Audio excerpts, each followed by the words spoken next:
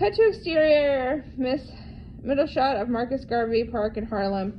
Steve is sitting on a bench and James King sits with him. King is blurry-eyed and smokes a joint as he talks. Yeah, well, I found where the payday is. You know what I mean? Yeah, I guess.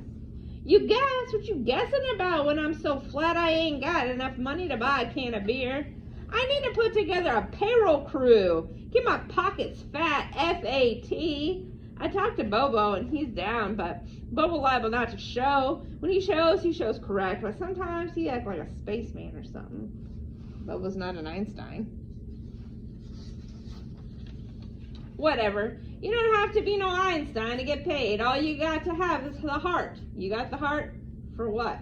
To get paid, I gotta sure get over. That drugstore got burned out that time. They got it all fixed up now. Drugstores always keep some money. That's what Bobo said? Yeah, all we need is a lookout, check out the place out, make sure there ain't no badges copping or some Z's in the back. You down for it? Cut to a close-up of Steve looking away.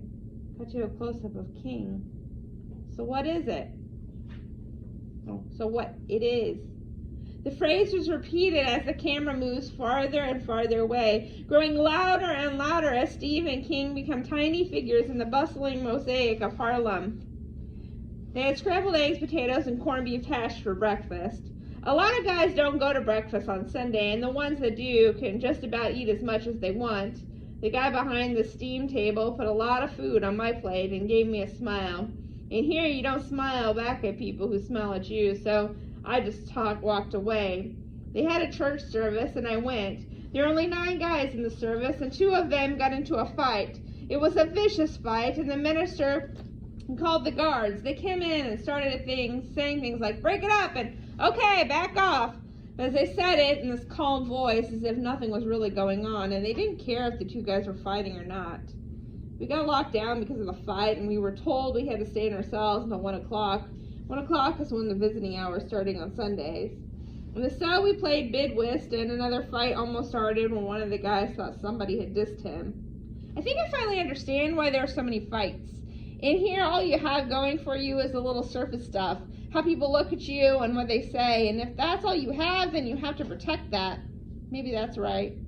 When we got out, most of the guys drifted into the recreation area and somebody put the television on. There was a baseball game on, but it didn't look real. It was guys in uniforms playing games on a deep green field.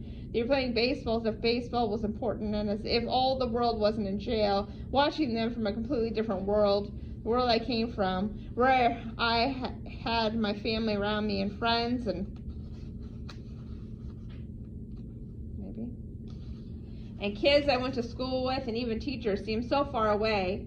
I looked down in the street from the corridor leading to the recreation room. Downtown New York was almost empty on Sundays. The thousands of people who streamed through the streets on weekdays were away in their homes. I was looking for Jerry. They didn't allow kids in the visiting area, which was funny. It was funny because if I wasn't locked up, I wouldn't be allowed to come into the visiting room. At 1:15, some women were down in the streets calling up to other women. Then I saw my parents and Jerry. Jerry was tiny in the street, standing on the corner. The window was screened and I knew he couldn't see me, but I raised my hand anyway and waved to him. I wanted to tell Jerry that I loved him. I also wanted to tell him that my heart was not greatly rejoicing and I was not singing praises. My parents came, one at a time, and they were both upbeat and full of news about the neighborhood and about Jerry. Did you see him down in the street, Mama asked. I told her yes and tried to smile with her. Her eyes were smiling, but her voice cracked. In a way, I think she was mourning me as if I were dead. They left, and there was still too much Sunday left in my life. I looked over the movie again. I needed it more and more. The movie is more real in many ways than the life I'm leading. No, that's not true. I just desperately wish this was only a movie. Monday is the state's case. This is what Miss O'Brien said. Monday they bring out their star witnesses.